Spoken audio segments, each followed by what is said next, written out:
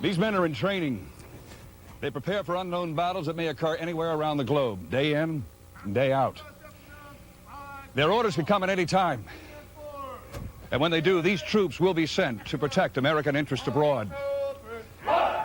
And they will stay for as long as it takes, until they're called home. Today's soldier doesn't fight alone. He has behind him the might of each of the armed services. This means not only the manpower, but all the weaponry and the technology of those services. Today, to fight effectively, men in the field must coordinate and concentrate the firepower of their forces as never before. This means, in practice, unprecedented cooperation between air and ground forces. And this kind of teamwork has been growing since World War II, but it became the hallmark of the Vietnam War.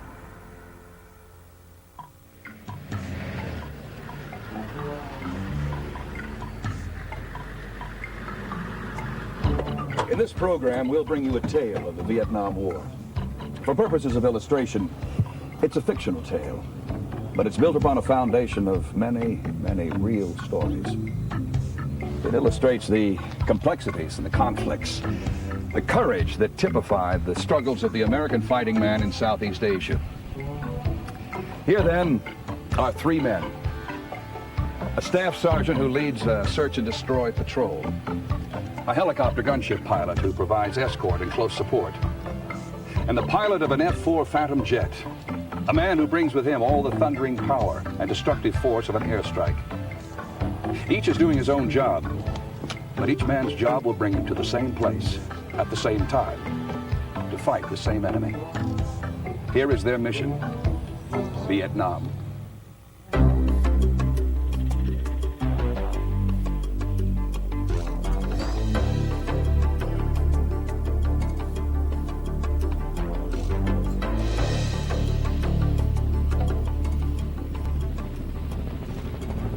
Hot and dusty's the way I remember it. For some reason, it hadn't rained for over a month, and the dried mud just turned to dust. You'd be drenched in sweat so the dust would stick to your body, cake up on your face. We were building our fortress in Vietnam, our fire base. Everybody had to pitch in. I was staff sergeant to one tough squad of men, and we all busted our guts filling sacks with dirt and building walls of stacked bags. It was miserable hard work, but it had to be done. There were no fixed front lines, everybody knew that. So we built fire support bases around the country. There were a lot of them. I'll call this one Firebase Ferdinand. They were like outposts. Old Western forts built in Indian country. John Wayne and Randolph Scott would have liked them. Inside the concertina wire, they were packed full of big guns, howitzers, and other artillery. Lots of 105s, mortars, emplacements for machine guns, and whatever else we needed. The 155mm howitzers were the heart of our offensive power. Give them the right coordinates, these suckers could drop a shell well over 4 to 5 miles and drop it on a chicken.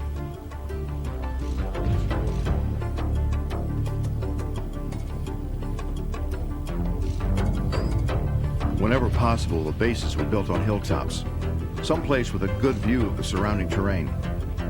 It was a self-contained outpost from which other operations, mostly sweeps for enemy troops, could be launched. Ideally, the fire bases were constructed close enough to each other that each base was within firing range of at least one other. That way, when a base came under attack, it could get supporting fire from one or more bases nearby.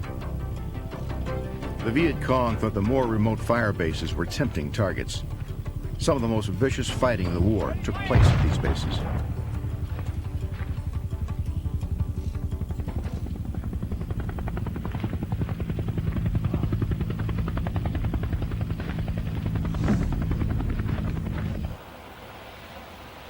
When you're low man on the totem pole in an operation this big, it's hard to make sense out of everything that goes on. You sort of have to hunker down and do the job you're told to do. There ain't no point in trying to figure out why. You just gotta hope that the guy above you knows what he's doing and isn't just some pogue behind a desk in Saigon.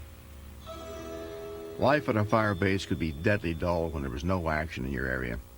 Patrols were sent out and the big guns were maintained. Details went out on civic action projects to help pacify the local populace to win their hearts and minds. That could involve anything from digging a new village well to providing medical treatment for children.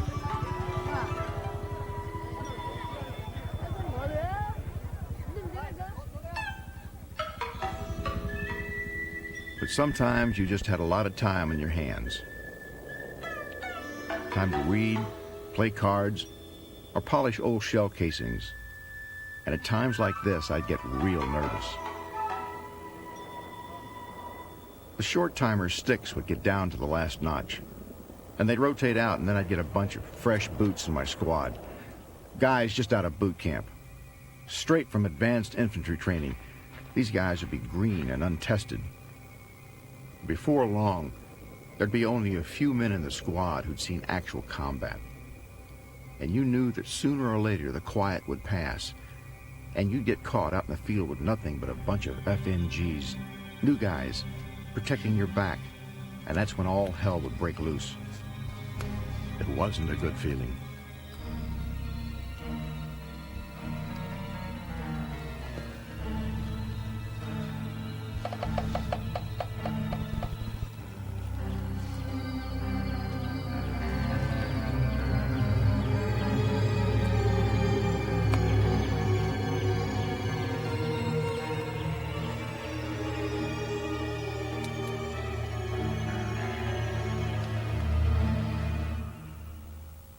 That's the feeling I was getting on this particular day. We had orders to take a squad out for a sweep to the north of our base. We were the second patrol out. This was going to be a long walk for us, so we packed up our gear. We were supposed to check out a former Viet Cong base in a remote area some 6 miles north of the fire base. There was some intelligence that indicated that there might be new activity there. We were supposed to check it out, but otherwise it was just another search and destroy trip. The area was nothing but jungle and mountains. The local tribes were called Montagnards, a very different sort of people than the Vietnamese you find in the lowlands. But their settlements were farther to the west. The area directly to the north was defined as a free fire zone. Any strangers you met out there were assumed to be enemy. That was the policy. So we headed out from Firebase Ferdinand in a straight line. I put a new cherry-faced guy on point. He hadn't been with us long, but he had real sharp eyes. It was business as usual, just like any other day in Vietnam.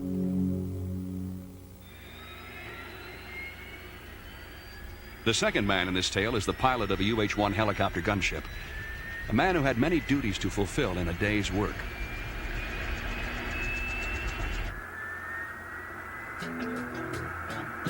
We were stationed at a base about a half hour from Firebase Ferdinand. When they needed to call on choppers, we were there, at least as many as were available. Sometimes our gunships and attack helicopters were supporting a dozen different operations at once. Each Huey gunship carries a crew of 4 men, a pilot, co-pilot, and 2 gunners. The crew and I spent a lot of time escorting the more lightly armed helicopters called slicks that carried troops and supplies. A lot of supplies. Just about everything was transported by helicopter in this area. We were stationed near the coast, next to the rice paddies. If you went very far inland, there was nothing but forest and a few trails, no roads and nothing.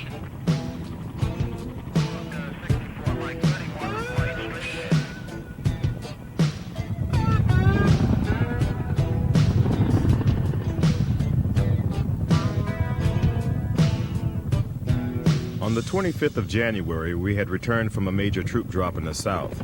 That had kept us busy all morning. But we weren't done for the day. A CH-47 was headed out to Ferdinand with medical supplies and stuff. Intelligence was predicting that area would see increased action this month. They wanted gunships to escort all flights in and out of the area. So after refueling and downing a cup of coffee apiece, we piled back in and took off to meet the transport. Most of the route was flown above 2,500 feet. Below was just lots of trackless jungle. From that height, it looked like a thick pile carpet that just spread for miles. A lot of people I meet seem to think Vietnam is a tiny country like some of those in Central America. but that's not true. South Vietnam is twice the size of Panama, with a coastline about the same as the distance from New York City to Savannah, Georgia. As we got closer, we came down, passing over another fire base to the south of Ferdinand.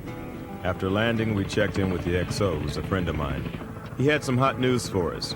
2 patrols had been sent out that day, and one of them, a long-range reconnaissance patrol, LRP for short, had made a discovery.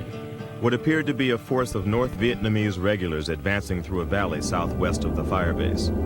Real NVA. That's the North Vietnamese army, and lots of them. Now that was news. The enemy had been observed without realizing they'd been discovered. Headquarters wanted us to stay put and wait while they sent over some Hueys to drop infantry from Firebase Ferdinand, behind the advancing NVA. At the same time, a force of men would advance on foot from the base. When the NVA came up against the ground force, they'd find themselves pinched from behind. Once they were caught in a narrow valley between the 2 forces, we'd be able to lay artillery fire on them with pinpoint accuracy. It looked like it should be an easy operation, but in this country, experience breeds caution. We'd believe it when we saw it. The choppers arrived from base along with another gunship.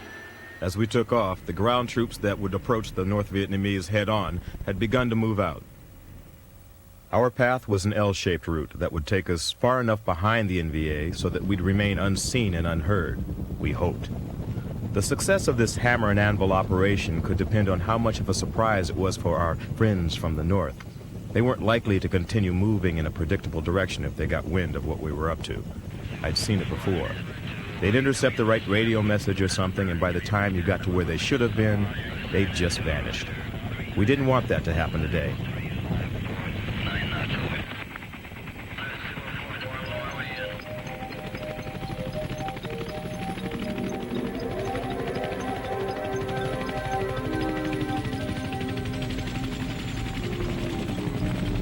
This time, the insertion of our troops went off without a hitch. We circled the landing zone, ready and waiting to cover the boys on the ground, but they didn't need it. The LZ, that stands for landing zone, was cold. They grouped up near the edge of the small clearing and moved out in the direction of the NVA.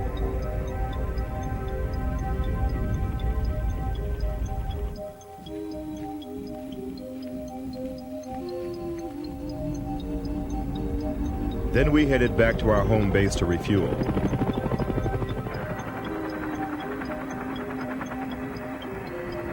After that, we got sent right back to Ferdinand to wait nearby, just in case we were required to pull these guys out real fast.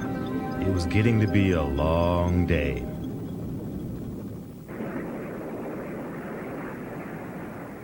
Now you've met the first 2 characters in our story. Before we proceed, we'd like you to meet the 3rd man, though he did not become involved in the events surrounding Fire Support Base Ferdinand until much later in our tale.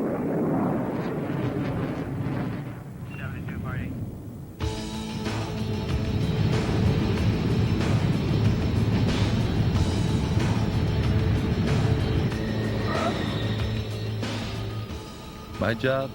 It's a delivery job. Sounds funny, I'm told, but that's how we'd refer to it to each other. We carried rockets and bombs of all kinds, 250 and 500 pounders, also APAMs, delayed action bombs, and napalm.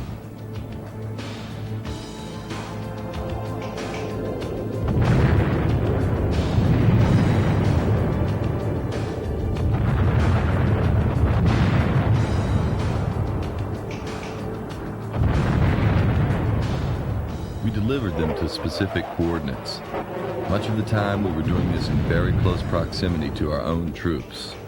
You had to be precise. Everything counted on that. It took infinite concentration, and if it went all to hell, it happened very fast. We're the Marines, not the Air Force. Those Marine air bases that were located in country, like the carrier base squadrons, primarily supported Marine operations. The protection of Army grunts, like the ones out of Firebase Ferdinand, would normally be an Air Force job. But then there was so much inter-service action going on that nothing like that could be written in stone. Marine fighter attack squadrons had helped in the evacuation of Green Berets from the Ashaw Valley back in 1966. In other actions, we supported both U.S. Army and ARVN troops of South Vietnam. Airstrikes are expensive, but they're cheaper than lives lost. When the grunts were in the field beyond the range of artillery and met heavy resistance, they'd call for an airstrike on the coordinates of the opposing force. There was a standard procedure for determining need and priority for airstrikes, which was all done by radio. Once a strike had been approved, we'd be there in minutes. Our F-4B Phantom IIs had been designed as fighter interceptors, but the Phantom had proven itself highly capable in a variety of missions, not the least of which was air support. We carried 5,000 pounds of ordnance under this twin-engine bird. A-4 Skyhawks were limited to a payload of 3,000.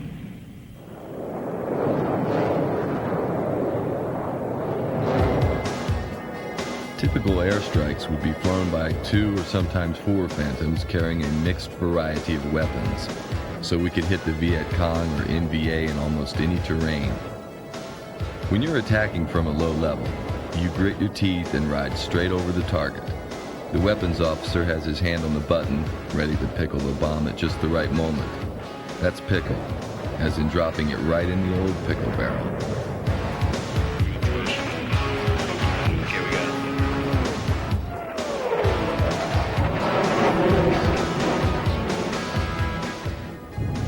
Then immediately you'd pull up and out, turn around, and you could watch your wingman deliver the next package of fireworks.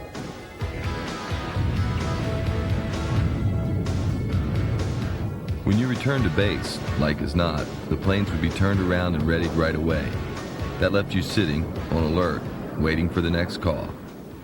During a sustained battle like the Battle of Khe Sanh, you'd be flying constantly, along with everyone else.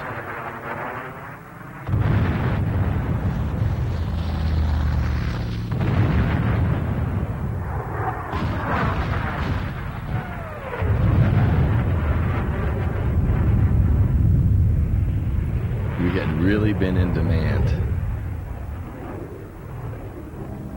Right now, it was the final phase of the lunar year. The Tet, or Vietnamese New Year, was only a little ways off. Charlie, that's slang for the Viet Cong, was supposed to be thinking about celebrations. So we didn't expect anything big to happen until after the Tet. As it turned out, we were wrong. The initial action at Fire Support Base Ferdinand did not involve the F-4 Phantom pilot. It was planned as a coordinated infantry and artillery attack upon the North Vietnamese Army detachment that was sited 6 miles southwest of the base. 2 groups of American troops were assigned to this operation. The first, advancing directly on foot. The second, airlifted around the NVA by helicopter and inserted several miles away from the NVA so that they could advance from behind.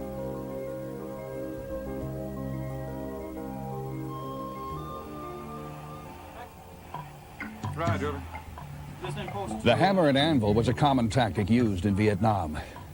The Viet Cong, and to some extent the NVA, were reluctant to engage in extended battle unless they felt that they possessed an overwhelming advantage. In the best tradition of guerrilla warfare, they preferred to pick their own battles, and most frequently attacked by ambush or with quick hit-and-run engagements, dissolving afterwards back into the jungle from whence they came.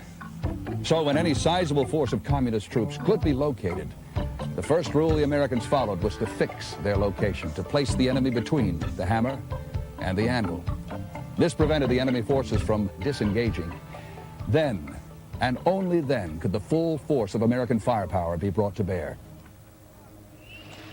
The engagement with the NVA force southwest of Fire Support Base Ferdinand appeared to be a textbook operation. The 2 American forces met the NVA at almost the same time. Immediately, coordinates were radioed to the FSB.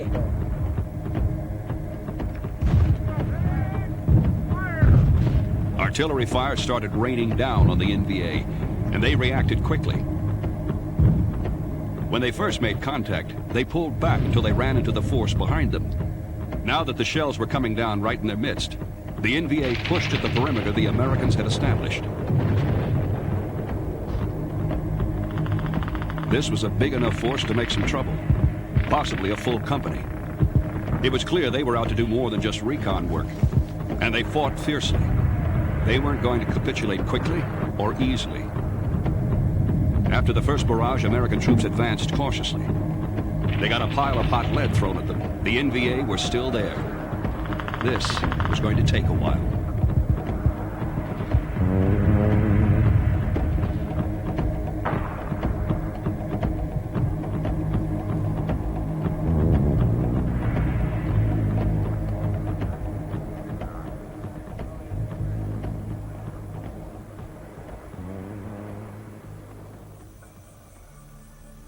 Meanwhile, my patrol was having a nice, dull time of it. We had advanced quietly and cautiously, trading off the point position, always looking out for the possible ambush. It's a naked feeling walking point man for a squad in the bush. In actuality, the casualty rate for men on point isn't all that much worse than for anybody else on a search and destroy mission. If you do walk into a Viet Cong trap, they're likely to let the point man in along with everyone else. They'd wait until the whole squad came within range before opening fire.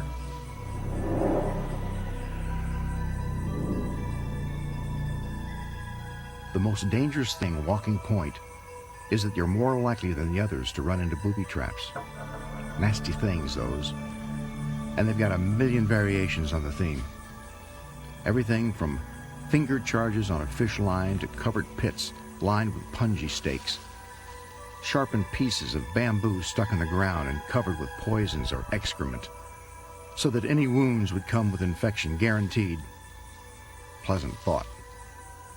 Keeps your eyes wide open, keeps you alert. No one in my squad ever fell asleep while they were on point.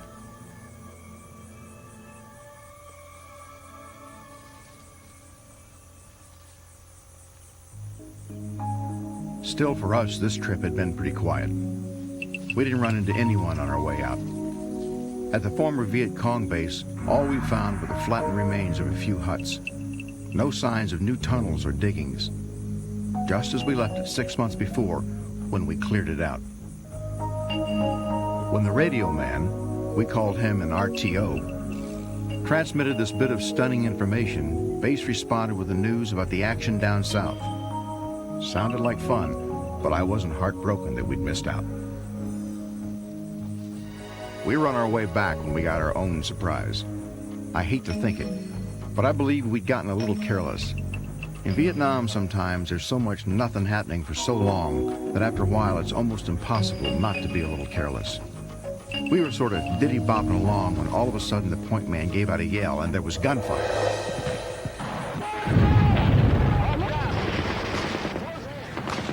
I saw the blur of a green uniform to my right where it shouldn't be. Then AK rounds started zipping past me and hitting dirt and trees. There were shouts and more gunfire.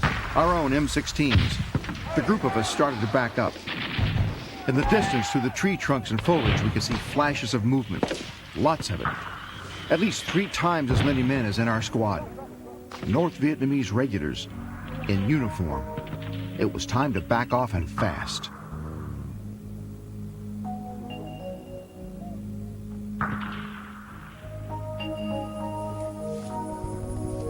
We pulled back a short distance. From in front, we could still hear a few odd rounds of gunfire and then sharp commands, I guess, to halt fire. It seemed like maybe they'd been just as surprised as we were. Immediately, my RTO got on the horn while we tried to figure our exact coordinates. They knew we were here, and I had a hunch they'd find out we were only a small patrol. It was only a matter of time before all hell broke loose.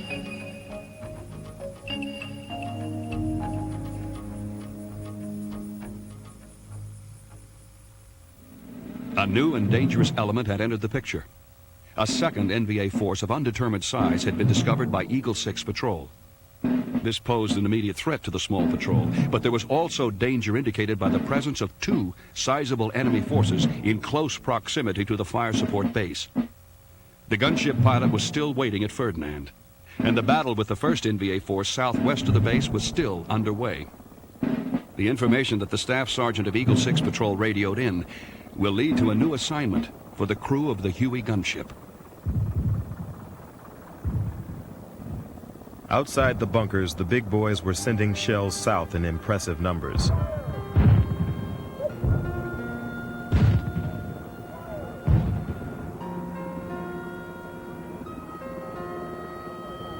We were down in the command bunker listening to the exchanges between the forward controller and the Firebase, when all of a sudden there was news from another patrol.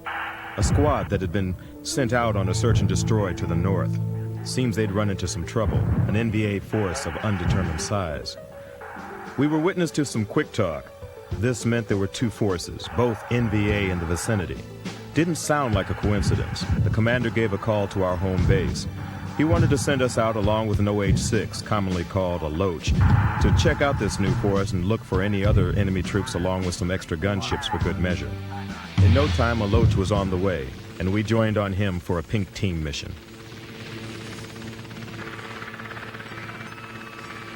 A pink team was a 2-helicopter reconnaissance mission. The OH-6 Cayuse worked as a low-level search aircraft. The little chopper flew low, following trails, flying fast over likely enemy positions, getting in close to examine any clearings. He was vulnerable, but not as easy a target as you might think. For low-level flying also means that you're not visible for more than a few moments over any one spot on the ground. But in the short time that you are visible, you present the enemy with a large, tempting silhouette. The irony was that you wanted him to fire at you. A few hurried gunshots would be likely to miss, but they would confirm your adversary's presence and his precise location. That's where the second chopper came in. A gunship stood off at a distance, watching the movements of the OH-6. If the Cayuse got fired at, the gunship could take aim and would provide enough suppressive fire so the OH-6 could move off. Then you could launch grenades into the bush to take care of the immediate threat, or call in artillery to cover a larger area as need be. We still had a full load of ammo on board, so we were ready for anything. We reached the area where our patrol was supposed to be. By this time, the artillery from the Firebase had swung around and sent a barrage of fire to the coordinates radioed in. After one good volley of shells, Ferdinand turned its howitzers back on the NVA unit to the south, still its major priority. Eagle 6 had pulled back about 200 yards, but they were waiting for us before advancing any further. We switched our radio over to the arranged frequency and found them. They directed the Loach over their head. He started looking, flying just over the treetops to the south of them, always moving, never staying in one place.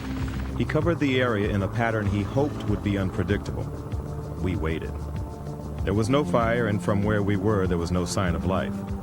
Early in the war, the VC, that's the Viet Cong, would fire at anything in the air, but they learned fast that firing without hope of hitting anything only gave away their position, so they changed their tactics.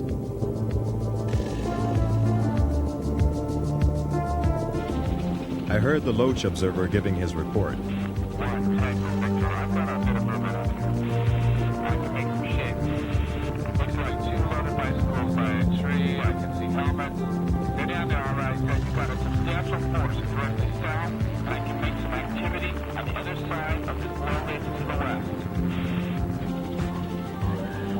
I kept us at a distance as the Loach worked around.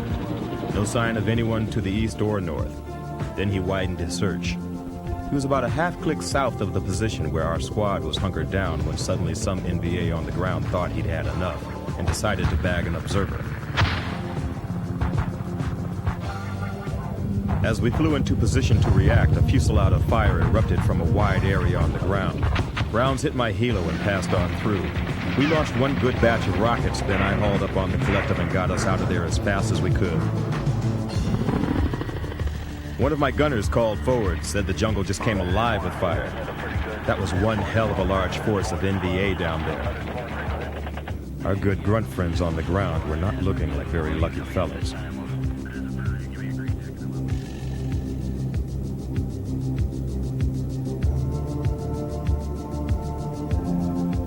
The gunship pilot now took position in the sky above Eagle 6 patrol, while the patrol prepared to withdraw in an attempt to disengage the enemy.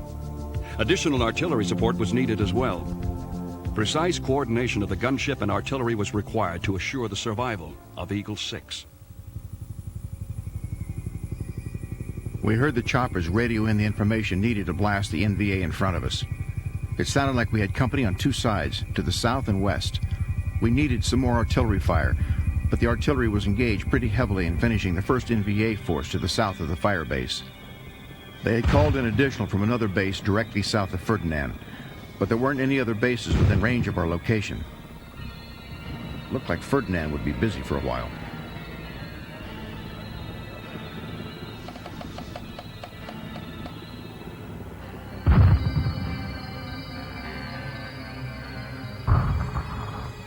You can't sit around all day, not here anyway.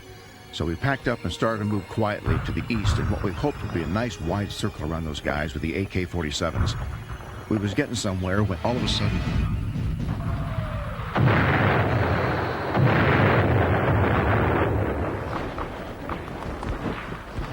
automatic rifle fire, followed by a huge artillery shell that thumped the earth much too close for comfort. My RTO was on the horn right away. It was unbelievable. They were throwing harassment and interdiction fire to the east so to keep the way clear for us, only somewhere along the line, some clown dropped the ball and didn't tell us. Somewhere in the middle of this, one of my boys went down with a head wound. I didn't know right away whether it was shrapnel or AK rounds. Didn't matter anyway. We weren't going to move too fast with him in that condition. We needed an airstrike and we needed medevac and fast. Looked around. Someone moved about 100 feet away and we all started busting caps at him. My RTO looked up at me. The Marines were on the way with a rescue team, a CH-53 and a couple of A-1s, but no airstrike. The Air Force responded negative. Seems they're busy somewhere else just now. I told my RTO to get the operator Ferdinand and find us someone who can drop some tonnage on these Gomers yesterday. The artillery hasn't stopped them, and if this place is too hot, the chopper won't be able to do a damn thing to help our wounded, much less us. I want to get back to the world in one piece, thank you. Somewhere along the line, there'd been a break in communication. The Firebase artillery had sent harassment and interdiction fire, commonly called H&I fire, to coordinates just east of the NVA's position in order to prevent them from advancing. Eagle 6 Patrol should have received orders to stay put until the initial volley of H&I fire had passed. But these orders never came, and a more severe catastrophe has been narrowly averted only by chance. After the mix-up with harassment and interdiction fire, the artillery adjusted their fire and appeared to be doing some good. I brought my gunship in close and we proceeded to lay down some suppressive fire.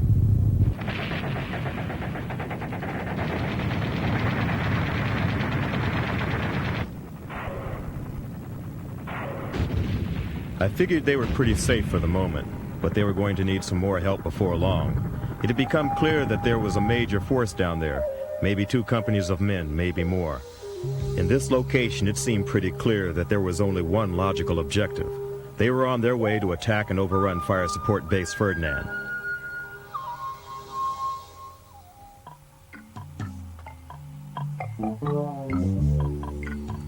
In fact, the Americans have not been able to accurately estimate the true size of the opposing force. A full North Vietnamese battalion. More than 450 men is advancing on Fire Support Base Ferdinand. The NVA company to the southwest has been placed merely as a diversionary tactic, while the force to the north represents the main body of the aggressors. Fortunately, they have been discovered well in advance, but their force is large enough, their goal close at hand. They will definitely engage the Americans in a protracted battle. The combined might of all available U.S. forces and the power of sustained air support will be needed to defeat this very determined enemy. It was kind of a long hop for us, but the call came in and we responded as quickly as we could. It was curious that the Air Force was suddenly so busy. I wasn't aware of any big operations that were going in their sector, but things happened fast. You never knew what could be up next.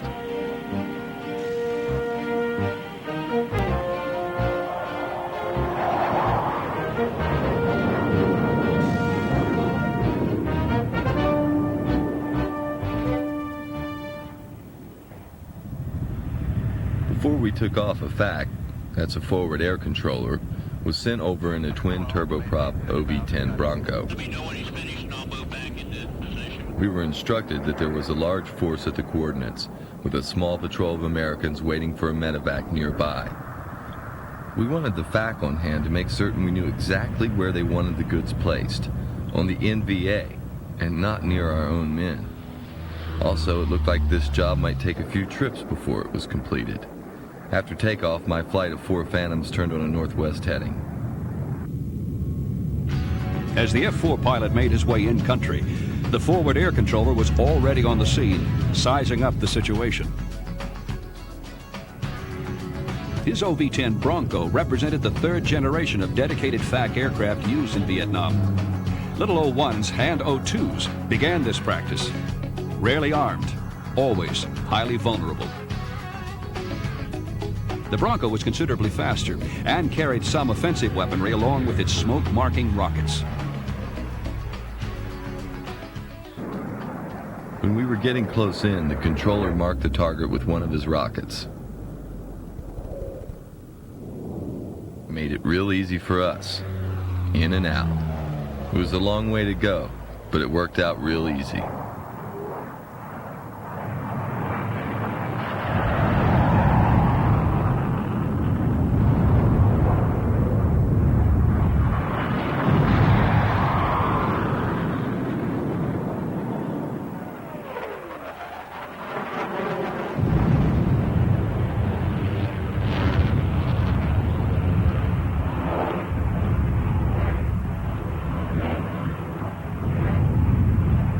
Back, we heard from the next flight that had taken off after us. They came in and the FAC marked another spot for them. The first pair strafed with cannon and rockets, and then the next guys came in with bombs.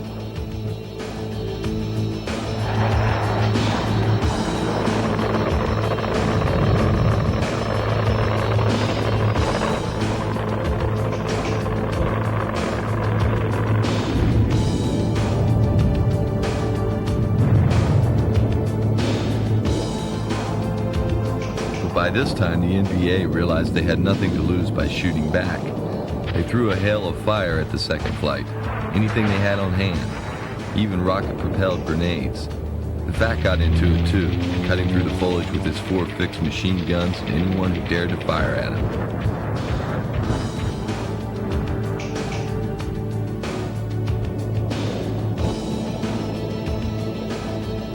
We were coming back again, along with a whole string of other flights.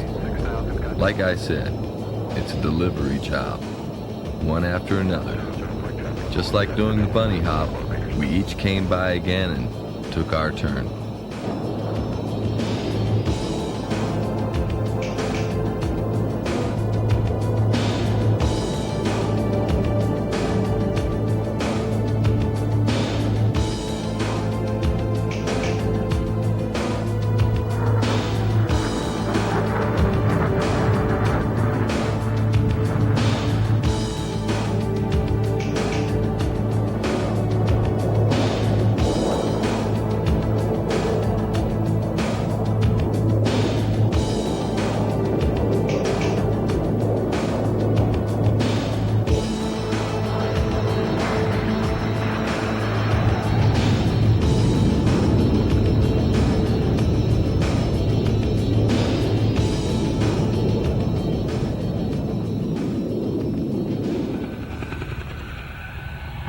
The NVA weren't fading quietly away this time. We had their location and there were too many of them to just disappear without a trace. But I had another worry. I couldn't maintain a perpetual holding action. Ammunition and fuel would both give out eventually. The Loach was kind of useless while I was otherwise engaged. We were in contact with our base and they requested we continue on to search for other troops. But I requested and received permission to stay on top of the patrol on the ground until the A-1s arrived. Fortunately, despite the rough start, everything worked out today. We kept watching our boys below, and eventually a pair of Spads, that's what we called the old A-1 Sky Raiders, appeared on the horizon. As we pulled out, we could see a Jolly Green Giant, that's the big CH-53 Sikorsky, heading in to pull out the wounded. Given the terrain in this area, it looked like it was going to be a job. But with the rescue equipment they had on the Jolly, I figured they were up to it.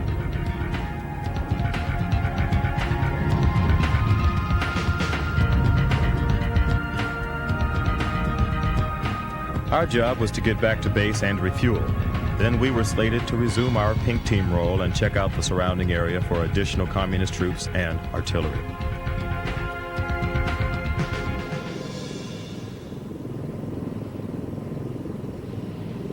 Nothing I can think of ever made me as happy as the sight of that CH-53 Jolly Green over our heads.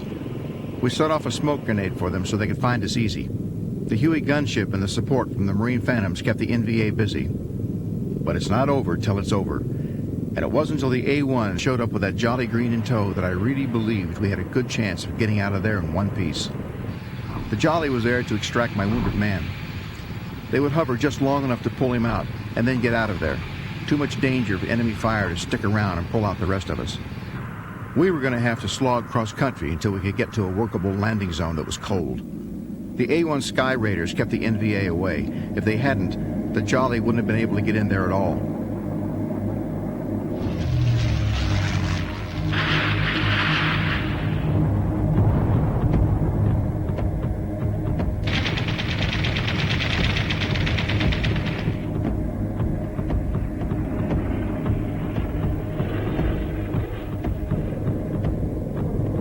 The guys in the Jolly were wonderful. They dropped the line with the Stokes litter. We loaded our man in as gently as we could. Then they pulled him up. Hanging above the forest, he was alone in that litter. He was a friend of mine, a good friend. I had a flash thought. One well-placed AK-47 round could finish him off right there. Him or me. I had a real bad feeling we were about to get hit. It would all be over for us right there. I knew it was coming. It's like the same fear short-timers get right before their tour is up. I closed my eyes for a moment. Then I looked straight up. The winch was winding the cable. It seemed like it was taking forever. Someone leaned out of the chopper to pull in the litter.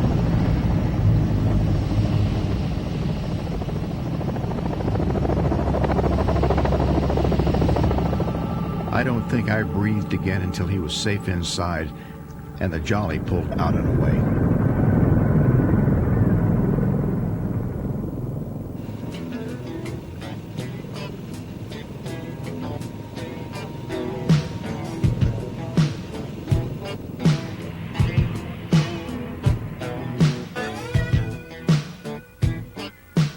Of course, it wasn't over.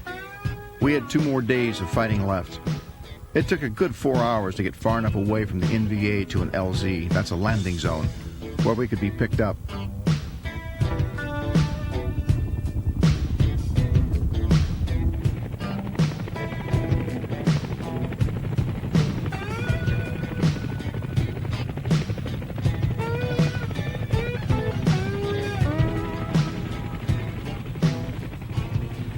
Later, after we got back to the Firebase, we discovered the NVA had placed their own artillery on several hilltops just out of range of our 105s. Their big old 130mm field guns can throw a 76-pound HE projectile a good 30 kilometers.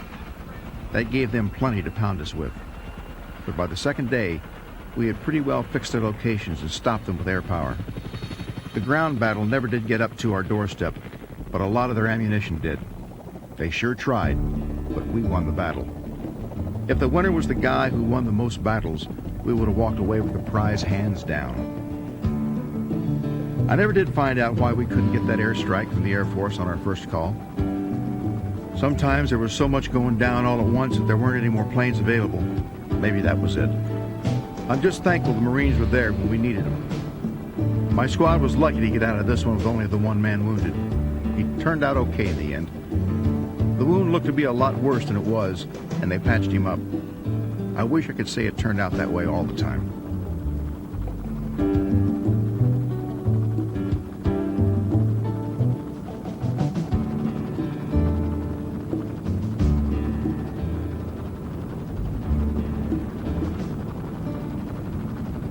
Each man in my squad went home with the knowledge that he'd really earned his CIB, the Combat Infantryman's Badge. The badge that says you've spent time in actual combat. It's important. It says you faced fire and didn't run. It's a measure of courage. But none of us fought alone. Without the air support we received that day, I don't think any of us would have set foot on friendly ground again.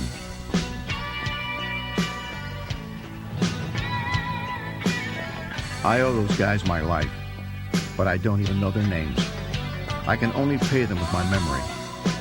The memory of one day in one war when we all fought together and won.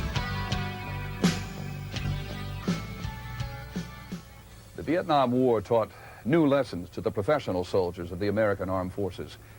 Strategies had to be reworked. New tactics had to be devised.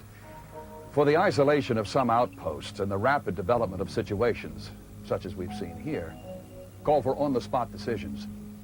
This meant that ground and air forces had to work together as never before. The success of such teamwork ultimately rests upon the shoulders of these individual fighting men. For it was their initiative and their courage which rose above the bureaucracy and the politics, and the rapidly changing command priorities which so characterized the war in Vietnam.